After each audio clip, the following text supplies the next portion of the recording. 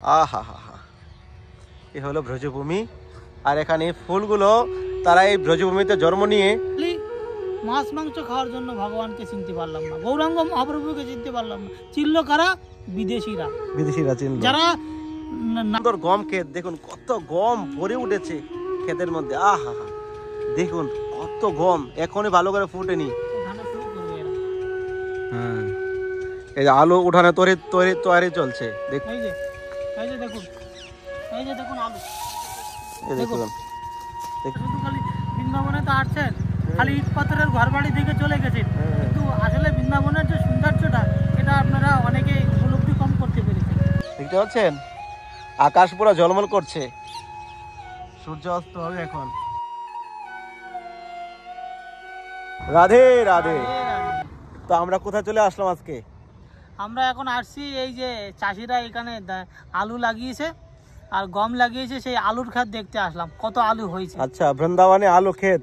হ্যাঁ, যমুনার পাশে। আচ্ছা চলুন দেখি। আরে বাপ রে বাপ, বৃন্দাবনের ফসল মানে ভরে উঠেছে। আর পাশে রয়েছে ফুলের বাগান, ওটা আমরা যাব। তো আমরা তো মন্দির দর্শন করি, বৃন্দাবনের পরিবেশটা আমরা দর্শন করব, না হলে কি করে বুঝতে পারবো বৃন্দাবনে কি আছে। না, অনেকে বলে বৃন্দাবনে কিছু নেই। হ্যাঁ, আরে বৃন্দাবনে দেখেন ফসলই ফসল। দেখুন বৃন্দাবনের সৌন্দর্য দেখুন, এ দেখুন, দেখতে পাচ্ছেন আকাশ পুরো ঝলমল করছে, সূর্য অস্ত হবে এখন। চলুন আমরা যাই। আর এই যে এ হলো আলু ক্ষেত, এখানে আলু উঠাচ্ছে ব্রজবাসীরা, আমরা যাই।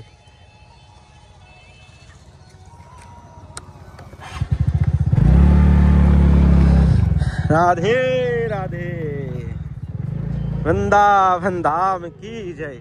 বৃন্দাবনে ঘুরলে আপনি ঘুরে শেষ করতে পারবেন না। গ্রামে দিকে যে ক্ষেতগুলো রয়েছে, এত সুন্দর সুন্দর ফসল লাগায় এখানে, আপনার দেখে আপনার মন মুগ্ধ হয়ে যাবে।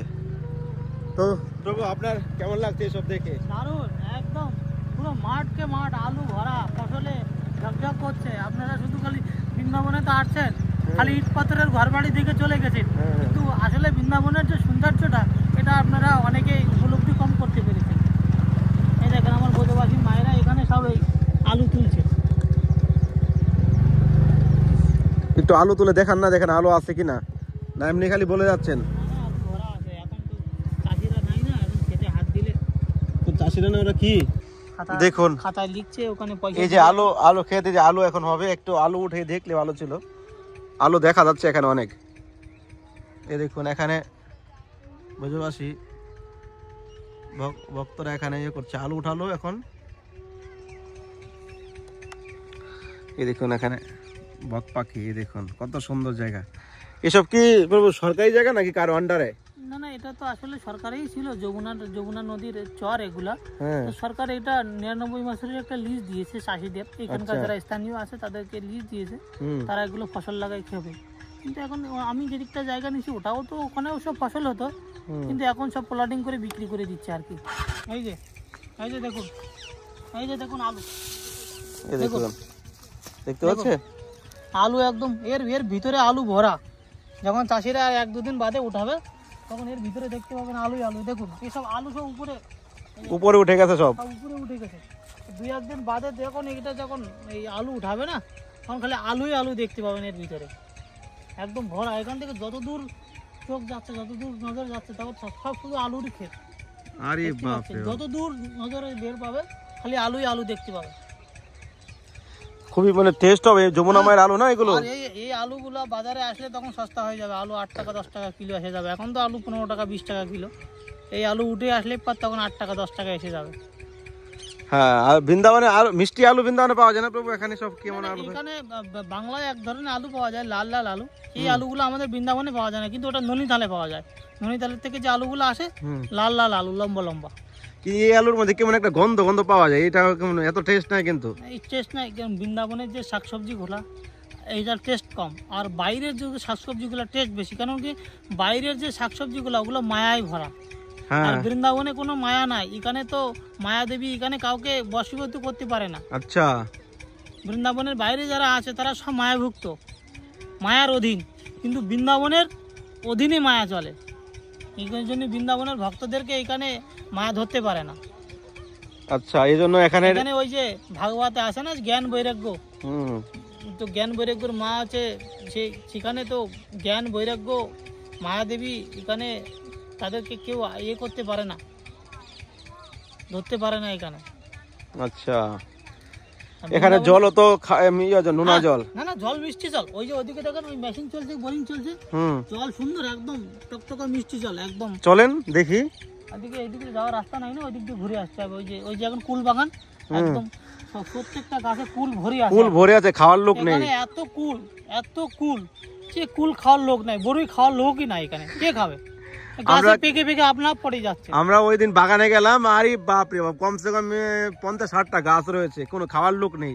পাখিরা খেয়ে কত খাবে, গাছের নিচে পড়ে আছে। এ হলো ব্রজভূমি না? ওদের একটা স্বর্ণ। এই যে এইদিকে যারা দেখতে পাচ্ছেন, এনারাই সব এই কালকের থেকে আলু উঠানো শুরু করবে এরা।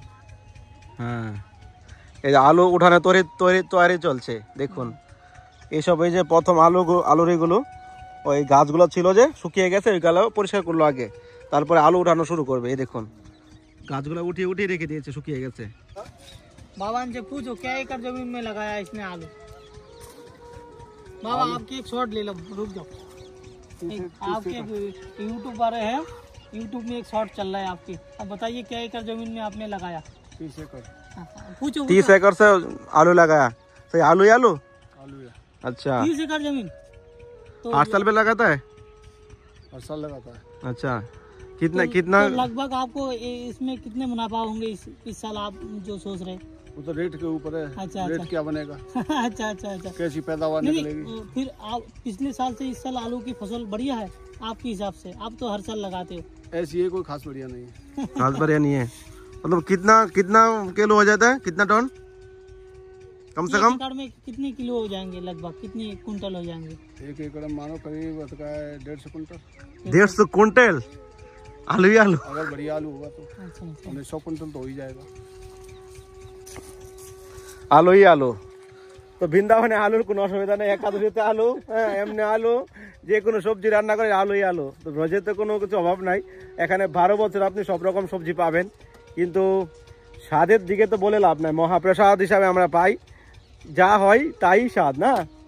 এখন ওই স্বাদ নেই এইসব বললে হবে না, মহাপ্রসাদের তো তুলনা নাই না, সবই মহাপ্রসাদ হয়ে যায়। তো এই বৃন্দাবনে এই যে শাক সবজি, তারাও এই জন্ম নিয়ে মাটিতে, ব্রজের মাটিতে, তাদেরও জীবন ধন্য হয়ে গেল। তারা তো এই যে বাইরে যে শাকসবজি গুলো হয় সেগুলো মানুষ আমিষ দিয়ে রান্না করে ভক্ষণ করে, আর এখানে যে শাকসবজি গুলো হয়, তাই ব্রজবাসী হোক, চাই বাঙালি হোক, চাই কোনো বি হোক, তারা যা কিছু রান্না করে আগে ভগবানকে দেয়, ভগবানের কাছে যায়, তুলসী দেয়, ভগবানকে নিবেদন করে, গুরুদেবকে নিবেদন করে, স্বর্গস্বামীকে নিবেদন করে, তারপর সেটা তারা পায়, তারা খায়। তাহলে দেখুন এরা, এদের জীবনটা কত ধন্য, এরাও ভগবানের প্রসাদে লেগে গেল। শাকসবজি গুলো তারাও ভগবানের সেবায় লেগে যাচ্ছে, তাদেরও এই শাকসবজি জীবন পেয়েও তারা ধন্য হয়ে গেল। তো তারপরে আবার আর জন্ম আসবে। এই জন্য ভগবানের ভক্তি করলে আপনি পশু পাখি হয়েও ভগবানের সেবা করতে পারবেন। তো এই জন্য ভগবানের ভক্তি আমাদের জীবনে করা উচিত। জীবনে একটু যদি সুযোগ পান তো কৃষ্ণ ভক্তি করুন। দেখুন কত সুন্দর গম ক্ষেত, দেখুন কত গম ভরে উঠেছে ক্ষেতের মধ্যে। আহা হা, দেখুন কত গম, এখনই ভালো করে ফুটেনি, কিন্তু দেখতে কত সুন্দর লাগছে। দেখুন আসমানটা যেমন লেগে যাচ্ছে।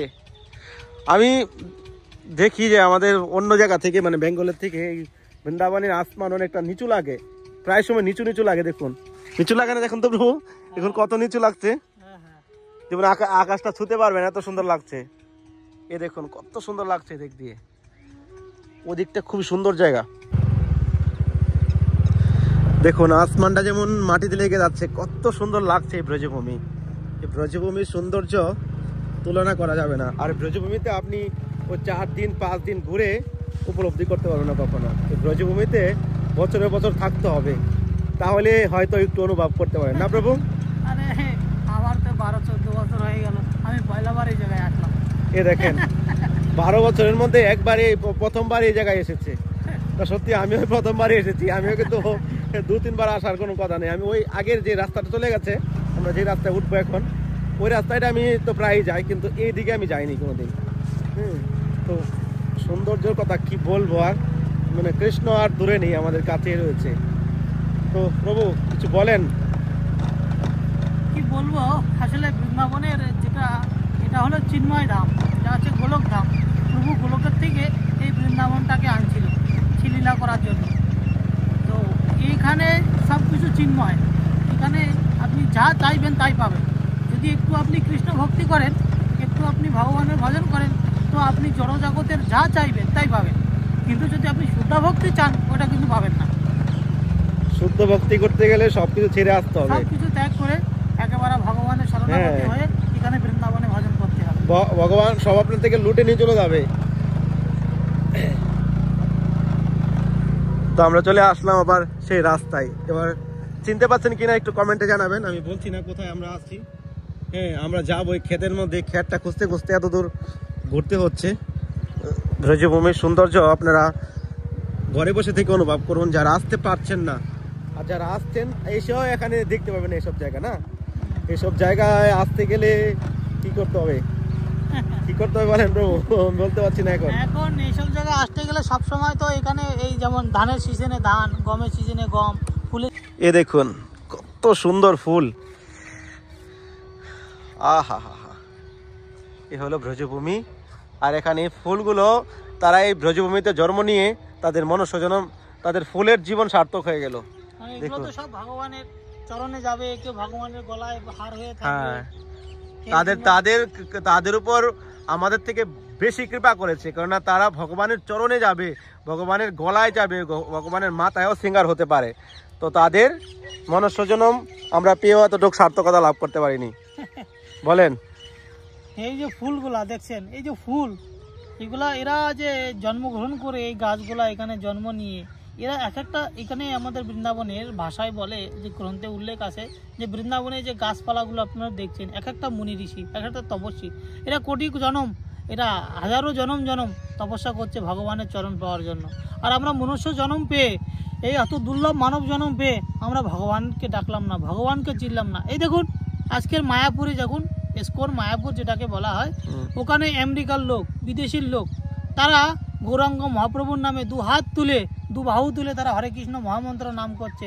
আর আমাদের গর্বে শ্রী ভগবান স্বয়ং গৌরাঙ্গ মহাপ্রভু জন্ম নিল, আমাদের গর্বেই গৌরাঙ্গ মহাপ্রভু আমাদের কুলেই আসলো। তাই আমরা বাঙালি হয়ে তাকে চিনলাম না। কেন চিনলাম না? এটা আমার প্রশ্ন। কেন চিনলাম না? শুধু আমরা এই অখাদ্য কুখাদ্য খাওয়ার জন্য, মাছ মাংস খাওয়ার জন্যই আমরা তাকে চিনতে পারলাম না। আর বিদেশিরা তারা দেখো সাদা রঙের শাড়ি পরে, লাল পেড়ে শাড়ি পরে, ইংরেজ মেয়েগুলা দু বাহু তুলে হরে কৃষ্ণ মহামন্ত্র নাম করছে, রাজপথে তারা হরে কৃষ্ণ বলছে, হরে কৃষ্ণ কৃষ্ণ কৃষ্ণ হরে হরে, হরে রাম রাম রাম হরে হরে।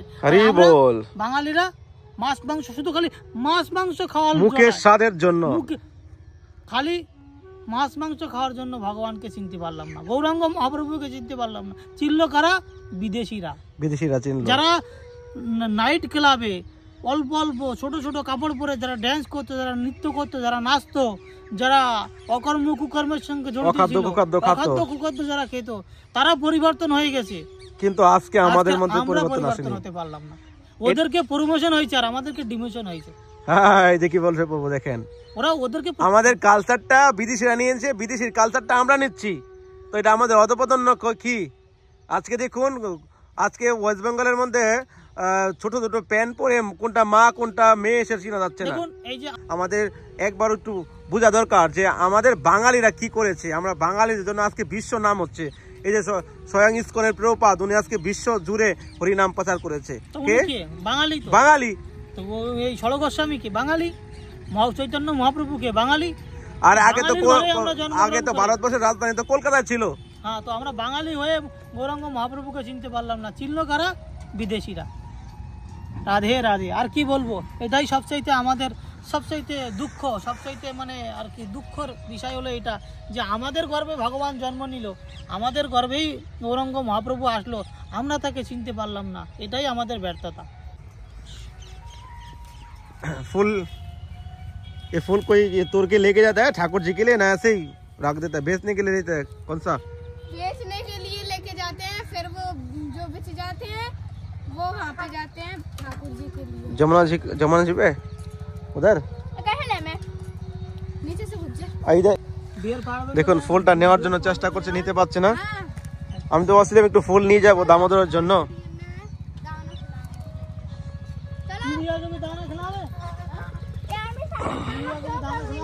তো এই ফুলটা নিয়ে নিলাম, দামোদরে সবাই লাগবে, একটা ফুল করে কিনে যাব। তো আপনারা দেখুন কত সুন্দর। রাধে রাধে। তো প্রিয় ভক্তগণ, আজকে এই ব্রজবাসীদের ক্ষেত খামার দেখে আপনাদের কেমন লেগেছে আপনারা অবশ্যই নিচে কমেন্টে জানাবেন।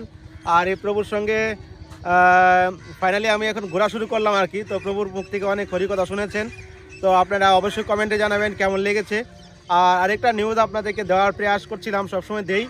তো অলরেডি আমার 1 লক্ষ সাবস্ক্রাইবার হয়ে গেছে। তো 1 লক্ষ সাবস্ক্রাইবারের মধ্যে আমি না 50,000 চাই, না 10,000 চাই, না 5,000 চাই, মাত্র অনলি 1,000 ভক্ত আমি চাই যারা মন্দিরের জন্য সেবা করতে পারবেন, যাদের উপর ভগবান কৃপা করেছে তাদেরকে আমি চাই। তো প্রিয় ভক্তগণ, অলরেডি আমাদের একটা রাধা মাধব মহাপ্রভুর ট্রাস্ট ফাউন্ডেশন করা হয়েছে, আপনারা সবাই জানেন। তো শ্রী রাধা মাধব মহাপ্রভুর ট্রাস্টের নামে আমরা একটা হোয়াটসঅ্যাপ গ্রুপ খুলেছি। তো এই হোয়াটসঅ্যাপ গ্রুপের মধ্যে যারা মন্দিরের জন্য সেবা করতে চান, খালি অনলি তাদের জন্য এই হোয়াটসঅ্যাপটা গ্রুপ খুলেছি। অনেকে তো আশা দিয়ে চলে গেছে, তো এখানে শুধু আশা দেওয়া নয়, এখানে যারা আসতে চান, যারা সেবা করতে চান তাদের জন্য এই হোয়াটসঅ্যাপ গ্রুপ।